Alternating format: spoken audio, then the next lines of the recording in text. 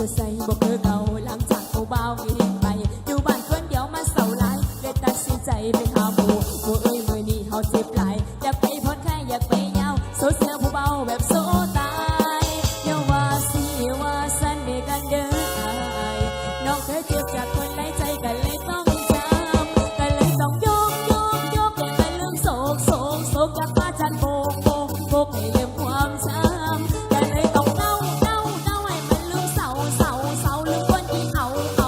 เสียเอาไปย้ำวนกันให้มันลืมอายหานี่คนโซรออยู่ใส่เดี๋ยวกูไม่สิห้องกลับเมื่อบ้านเพราะแต่อายละโซซึ้งใจกูต้องน้องห้องให้ดังคือดีผ่านมาแค่น้ออายเอ้ยเรื่องอายเด้อละเด้อ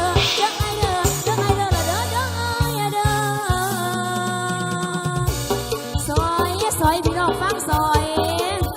เจ้าเธอแรกให้ลืมผู้เบาเก่าใดเจ้าเธอต่อไปให้ได้ผัวใหม่ขึ้นมาเด้อสองนี่ก็มาซ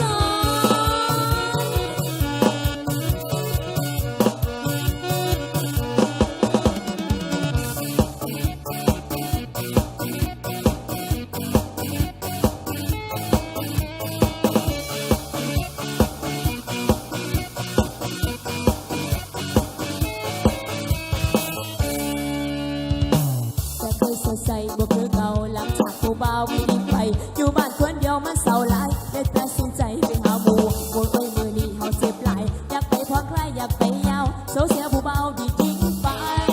อย่าว่าสิว่าสันเลยกันเด้อน้องเคยเจ็บจากคนในใจกันเลยต้องจำกันเลยต้องยกให้มันลืมโศกจากมาจัดโบกให้ลืมความช้ำกันเลยต้องเน่าบอกให้มันเศร้าลืมคนที่เอาเสีย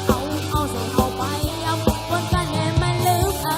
ยกันเลยต้องยกให้มันลืมโศกจากมาจัดโบกให้ลืมความช้ำ